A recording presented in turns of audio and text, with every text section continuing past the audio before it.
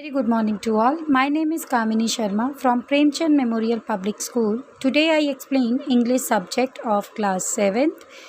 The name of our chapter is Forest Fires. So please students open your English book and open chapter number 10.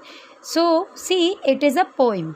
बच्चे ये हमारा क्या topic है? ये topic जो है वो कम्प्लीटली है पोइम पे और इसमें हमने क्या पढ़ना है. One careless act can cause irreparable damage. Read and see how immense natural weather is lost.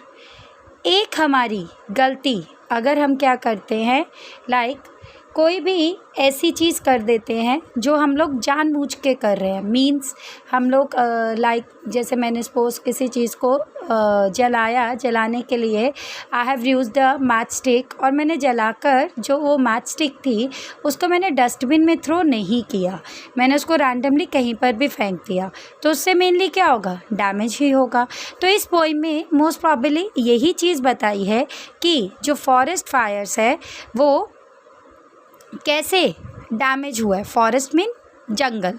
एक जंगल जो है आग लगने से कैसे डैमेज हुआ है और कौन पर्सन रिस्पॉन्सिबल है इस फॉरेस्ट को डैमेज करने के लिए. So let's start our poem. Someone dropped a burning match unheeded by the way. It caught on a fire some underbrush its user did not say. अब इसमें जो पॉइंट है वो बता रहा है कि एक दिन क्या हुआ, कोई भी एक पर्सन था, उसने मैच स्टिक को जब जलाया और जलाकर उसने वो मैच स्टिक को नीचे फेंक दिया. तो जैसे उसने मैच स्टिक को नीचे फेंका तो जो फॉरेस्ट के आसपास जो भी हरे ग्रासेस थे या जो पेड़ पौधे थे उन पे फायर लग गई. इट्स यूज़र डिड नॉट से, यहाँ पर से नहीं होगा, स्टे आएगा. ओके कि जो यूज़र था वो वहाँ पर नहीं रुका, जिसने आग लगाई वो वहाँ पर नहीं रुका. तो उसने क्या किया, माचिस की तीली को जलाया. मे बी किसी भी पर्पस के लिए उसने माचिस को यूज़ किया होगा और उसको जलाने के बाद उसने मैच स्टिक को नीचे गिरा दिया. From grass to bush, from bush to tree, so stealthily it ran that no one ever guessed or knew just where that the fire began. अब वो जो आग लगी थी वो कहाँ से शुरू हुई? घास से लगनी स्टार्ट हुई, झाड़ियों तक गई, फिर झाड़ियों से पेड़ों तक चली और बिल्कुल चुपचाप से, स्टील्थली का मतलब होता है बिल्कुल शांति से, जैसे चुपचाप से वो आगे फैलती ही रही. तो इवन ये भी नहीं पता चला कि आग कहाँ पर शुरू हुई और कहाँ तक वो फैलती गई. कैसे वो शुरू हुई ये भी नहीं पता चला. Someone built a campfire and failed to put it out. A breeze came and quickened the embers spread about. अब एक जो आदमी था उसने मेनली कैंप फायर जलाया और वो उसको बुझाना भूल गया. तो जैसे ही वो उसको बुझाना भूल गया तो आपने देखा ही है इस पोइम में पूरा उसका कितना साइड इफ़ेक्ट हो रहा है. आग लग रही है, ये पिक्चर है, आग लग रही है, ठीक है. तो ये पहले बुशेस पे लगी, फिर आपके ट्रीज़ पर लगी, तो इस तरह से फॉरेस्ट जो है वो पूरा डैमेज हो गया था. तो अचानक से हवा चली. ब्रीज़ का मतलब होता है हवा. अब वो हवा इतनी तेज़ी से चली, हमें पता है जब हवा चलती है तो आग क्या होती है और ज़्यादा फैल जाती है. तो लगातार आग जो है वो फैलती ही रही. इवन एम्बर्स का मतलब होता है चिंगारी, तो वो एक चिंगारी की तरह पूरी जगह फैल गई थी. स्प्रेड का मतलब होता है फैलना, तो पूरी जगह वो आग जो थी फैल चुकी थी. And soon the woods were blazing, the fire spread and spread, the trees that took long years to grow stand blackened now and dead. अब वो जो आग थी वो इतनी तेज़ी से फैल रही थी कि जो लकड़ियाँ थी पेड़ों की वो पूरी तरह से जल गई थी और आग जो थी वो तेज़ी से फैलती ही जा रही थी. जो पेड़ पौधे थे जिनको उगने में इतना टाइम लगता है, साल लग जाते हैं बेटा, सालों साल जो है पेड़ों को उगने में टाइम लग जाता है, वो सारे आग से क्या हो गए थे? काले पड़ गए थे, इवन जल गए थे वो बुरी तरह से और वो एक किस्म से नाश ही हो गए थे. डेड मतलब पूरी तरह से नाश हो चुके थे, वो ख़त्म हो चुके थे. Someone saw a little fire as he was passing by. अब किसी ने क्या देखा? वो छोटा सा आग की चिंगारी देखी जो उसके आसपास से जा रहा था। तो जैसे ही वो उसके आसपास से जा रहा था तो नो डाउट उसकी भी ड्यूटी बनती थी कि वो उस आग को रोकने की कोशिश करे।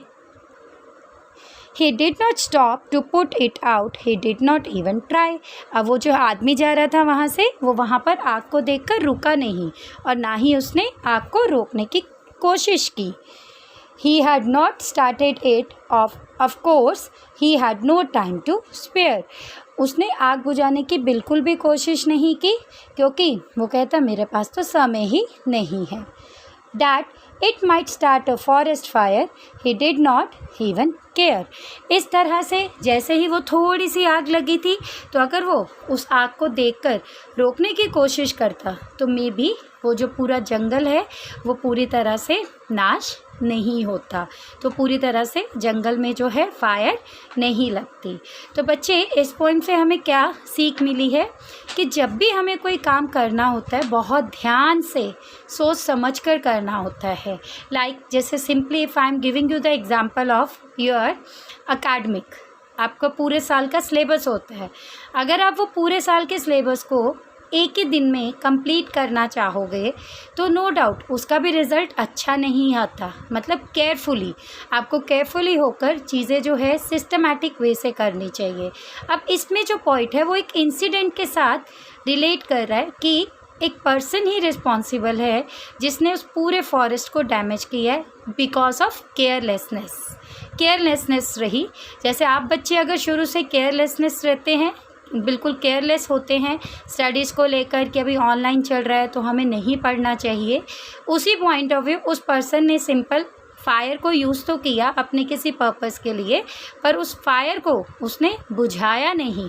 मैच स्टिक जो यूज़ की उसने वैसे ही थ्रो कर दी, तो जिसका इफ़ेक्ट क्या हुआ, पूरा फॉरेस्ट जो था उसमें फायर लग गई थी। सो इसलिए स्टूडेंट्स जब भी कोई भी काम करो आप सोच समझ कर और संभल कर करो ताकि आपको किसी भी तरह की प्रॉब्लम को फेस ना करना पड़े। And this poem is written by the Myrtle Barber Carpenter. So students, after watching the video, you have to read the content from your book, and after reading the content from your book, what you have to do, you have to make the cover page of this poem. After making the cover page, please write down the word meaning. Write the words with black pen and meaning with blue pen, and do question A, B, C in your English notebook. Again write the questions with black pen and answers with blue pen. And after that bacha also do question D in your English notebook. Please write the questions with black pen and answers with blue pen. In case students, if you are having any query, then send it on a WhatsApp group. But बच्चे आपको अपना काम करना है। अभी मैंने पहले भी आपको नोटबुक चेकिंग के लिए आपकी नोटबुक्स मंगवाई थी, पर मुझे किसी भी बच्चे की नोटबुक नहीं आई है। एंड लिसन बच्चा, if you are not submitting your notebook then you will not get any marks in your internal assessment. Sure है आपको इंटरनल असेसमेंट में कुछ भी मार्क्स नहीं मिलेंगे। सो प्लीज़ बच्चा अपना वर्क कीजिए और वर्क टाइम पर सबमिट कीजिए स्कूल में जब भी आपको वो मैसेज आता है। So thank you, have a nice day.